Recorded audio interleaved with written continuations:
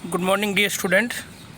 आज हम पढ़ेंगे राजस्थान की सिंचाई के साधनों के बारे में। सर्वाधिक मात्रा में राजस्थान में सिंचाई नलकूपों से होती है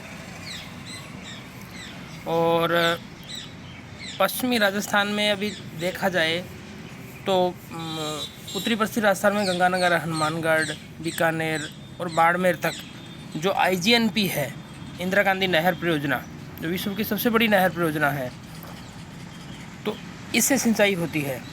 तो इसमें प्रश्न दो प्रकार से पूछे जा सकते हैं इस प्रश्न के अंतर्गत। एक तो राजस्थान की सिंचाई के साधनों का वर्णन कीजिए, सबका थोड़ा थोड़ा वर्णन करना है। नहरें, नलकूप, तालाब, सबका थोड़ा थोड़ा वर्णन करना पड़ता है।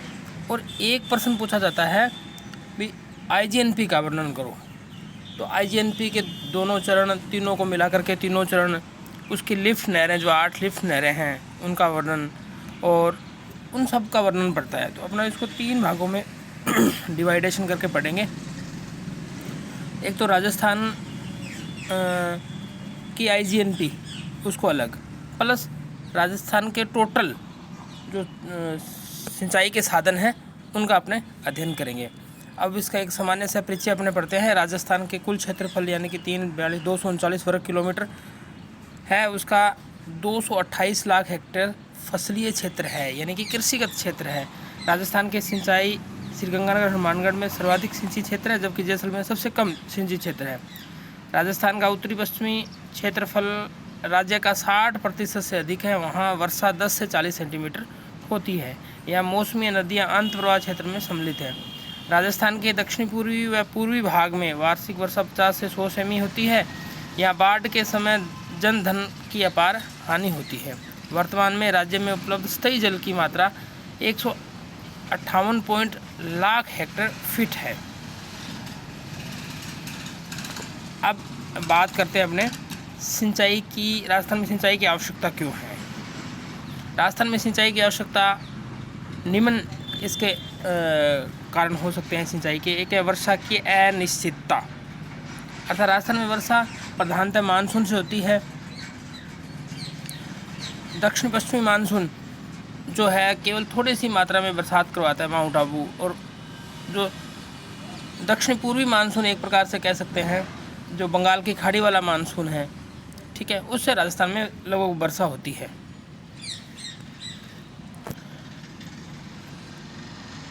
और इसकी मात्रा भी निश्चित नहीं है। अब अपने देखते हैं कि इधर झालावाड़, बाराकोटा, यहाँ लगभग 90 सेंटीमीटर वर्षा होती है। यानी कि एक तरह से अरावली पर्वतमाला से जो पूर्वी ज़िले हैं वहाँ 50 से लेकर के 90 सेंटीमीटर वर्षा होती है, और पश्चिमी ज़िले हैं उनमें 90 से कम होती है, और उनमें भी अनिश्चितता पाई जाती है, भी हो ये आवश्यक नहीं है। तो इस कारण वर्षा की अनिश्चितता के कारण सिंचाई की आवश्यकता होती है। और वर्षा की अनियमितता, वर्षा पता नहीं कब आ जाए और कब न हो, अर्थात राज्य में मानसून वर्षा नियत समय प्रारंभ नहीं होती। कभी देर से प्रारंभ होती है, कभी जल्दी हो जाती है, कभी होती भी नहीं। फिर है मानसून की विभंगता, अर्थात कभी कभी मानसून नियत समय पर शुरू होता भी है तो कुछ बाद में क्षीण भी हो जाता है, जब सूखे के कारण फसलें नष्ट हो जाती हैं। वर्षा की सीमित होना, थोड़े समय के लिए बरसात होती है, अलग अलग ज़िलों में अलग अलग मात्रा है, अपने आगे इसको पढ़ेंगे। और सूखा रोकने के लिए भी सिंचाई आवश्यकता है।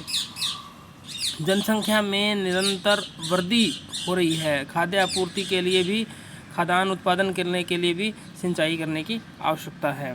कुछ फसलों के लिए अधिक जल की आवश्यकता होती है, जैसे चावल हो गया, गन्ना, प्याज, सब्जियां, लहसुन आदि, आलू आदि, इनके लिए अधिक पानी की आवश्यकता होती है, जो वर्षा पर्याप्त नहीं होती है, इसलिए सिंचाई की आवश्यकता होती है। मानसून का समय समाप्त होना, भी मानसून असमय ही समाप्त हो जाता है, पता नहीं मानसून आने का समय, उसमें मानसून कई बार क्या होता है, समाप्त होता है।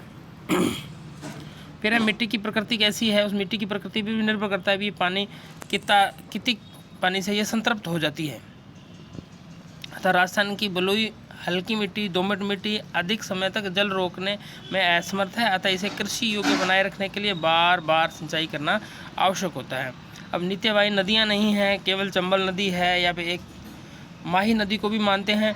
2 ही नित्यवाही नदियाँ हैं, बाकी मौसमी नदियाँ हैं। केवल वर्ष में महीने 2 महीने ही चलती हैं।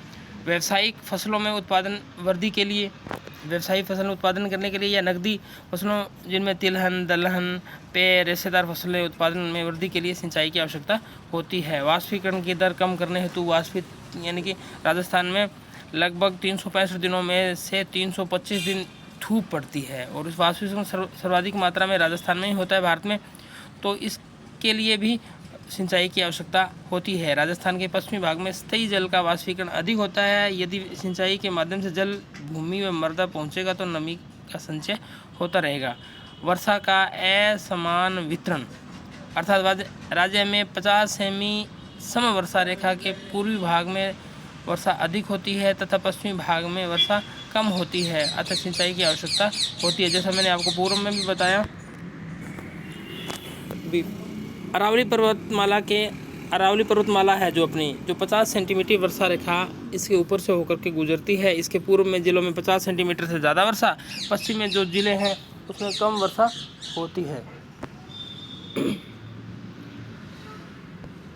उत्तम व नए संकर बीज पैदा करने हेतु भी सिंचाई की आवश्यकता होती है। अब राजस्थान में सिंचाई की सुविधाएं क्या क्या हैं? राजस्थान में सिंचाई प्रमुख सुविधाएं इस प्रकार हैं। राजस्थान की अधिकांश नदियां अरावली प्रदेश से निकलती है जो केवल वर्षा काल में ही जल प्रदान करती हैं। शेष समय सूखी रहती है परंतु भूमि के जल स्तर में वृद्धि होती है। राजस्थान का पूर्वी भाग समतल व मैदानी, यहाँ नलकूप और कुएं नहरें खोदना सरल है। दक्षिणी पूर्वी व पूर्वी प्रदेश में भूमिगत जल स्तर 10 से 50 मीटर गहराई पाया जाता है, अतः कुआं व नलकूप का निर्माण करना सरल है। चंबल घाटी प्रदेश में चंबल व उसकी सहायक नदियाँ काफ़ी मात्रा में जल उपलब्ध कराती है। इसका उपयोग प्रदेश में सिंचाई सुविधाएं बढ़ाने में किया जाता है। राजस्थान के पठारी व पहाड़ी भाग में नहरें खोदना, नलकूप व कुएं खोदना कठिन है तथा तालाबों व बांधों का जल एकत्रित करके सिंचाई की सुविधा प्राप्त की जाती है। राजस्थान में सघन आबादी के कारण मानवीय श्रम सस्ता है, अतः राजस्थान में कृषक अपने परिवार के सदस्यों की सहायता से कुएं खोद लेते हैं। राजस्थान में 6.86 करोड़ जनसंख्या निवास करती है। इसमें श्रम शक्ति अधिक है, अतः नहरें, जलाशय आदि बनाने के लिए श्रम स्थानीय स्तर पर प्राप्त हो जाती है। राजस्थान में सघन आबादी के कारण पोषण के लिए कृषि पर निर्भरता है। राज्य की अर्थव्यवस्था कृषि पर ही टिकी है, तो राजस्थान में कृषि के लिए सिंचाई आवश्यक है। राजस्थान के उत्तरी भाग में जैसलमेर, जालोर, पाली, जोधपुर क्षेत्र में पशुपालन व्यवसाय के लिए जलापूर्ति की आवश्यकता होती है। राजस्थान में चारा फसलें, विशेषकर पश्चिमी व उत्तरी राजस्थान में पैदावार के लिए सिंचाई की आवश्यकता होती है। अब बात करते हैं अपने राजस्थान में जल संसाधन की। जल संसाधन की ताक है राजस्थान में। राजस्थान में भारत के कुल जल संसाधन का 3% भाग पाया जाता है। राजस्थान के जल संसाधन को 2 वर्गों में रखा जा सकता है। एक तो सतही जल या जिसको धरातलीय जल कहा जा सकता है। राजस्थान में कुल स्थायी जल संसाधन 2363 करोड़ घन मीटर है। राजस्थान में औसत वार्षिक वर्षा, ये कई बार पूछा गया है, इम्पोर्टेंट प्रश्न है। राजस्थान की औसत वार्षिक वर्षा कितनी है? तो 57.51। कई बार प्रश्नों में 55% भी दे देते हैं, 55% यानी राउंड फिगर में, तो आप ध्यान रहें। झालावाड़ जिला सर्वाधिक वर्षा वाला जिला है और माउंट आबू सर्वाधिक वर्षा वाला स्थान है। उसके कारण आपको आगे बताएंगे जब मानसून इसका पढ़ाएंगे। झालावाड़ जिले में 100 सेमी तथा जैसलमेर में 10 सेमी वर्षा होती है। आबू खंड में 125 सेमी वर्षा होती है। राजस्थान में नित्यवाही नदियों का अभाव है। चंबल एकमात्र नित्यवाही नदी है। राज्य का 61.11% भाग आंतरिक अपवाह क्षेत्र के अंतर्गत आता है, यानी कि ऐसा क्षेत्र जहां पर नदी वहीं स्टार्ट होकर के वहीं विलीन हो जाती है, उसे आंतरिक अपवाह क्षेत्र कहते हैं। राजस्थान के कुल अपवाह प्रदेश में अरब सागरीय व बंगाल की खाड़ी तथा अंत अपवाह प्रणाली सम्मिलित है। तापमान की अधिकता के कारण अधिकांश स्थायी जल का वाष्पीकरण हो जाता है। राजस्थान में धरातल की विविधता, जलवायु व मिट्टी के गुणों में असमानता पाई जाती है, अतः संपूर्ण स्थायी जल सिंचाई हेतु उपलब्ध नहीं हो पाता। ये अपने स्थायी जल की बात करते हैं। अब बात करते हैं भूमिगत जल के लिए। राजस्थान में उपलब्ध भूगर्भ जल 732.9 करोड़ घन मीटर है। ये यानी कि जो स्थायी जल है उसका लगभग 4 गुना है। राजस्थान में वर्षा जल व स्थायी जल संसाधन के रूप में भूमि पर पहुंचता है। वही जल कृषि उत्पादन के लिए अधिक महत्वपूर्ण है। भूगर्भ जल के विकास विशाल स्रोत दक्षिण पूर्वी राजस्थान, चंबल बेसिन में, बनास बेसिन में पाए जाते हैं। राजस्थान के सभी भागों में भूमिगत जल के स्रोत समान नहीं है। पश्चिमी शुष्क प्रदेश में 30 सेमी समवर्षा रेखा के पश्चिमी में भूमिगत जल के सभी भागों में भूमिगत जल के स्रोत समान नहीं है। पश्चिमी शुष्क प्रदेश में 30 सेमी समवर्षा रेखा के पश्चिमी भूमिगत जल का अभाव पाया जाता है। राजस्थान में भूमिगत जल 50 सेमी समवर्षा रेखा से पूर्वी भाग में अधिक तथा पश्चिमी जल में कम पाया जाता है। यानी कि वही वर्षा जहाँ अधिक होती है वहाँ भूमिगत जल अधिक पाया जाता है, जहाँ वर्षा कम होती है वहाँ भूमिगत जल कम पाया जाता है।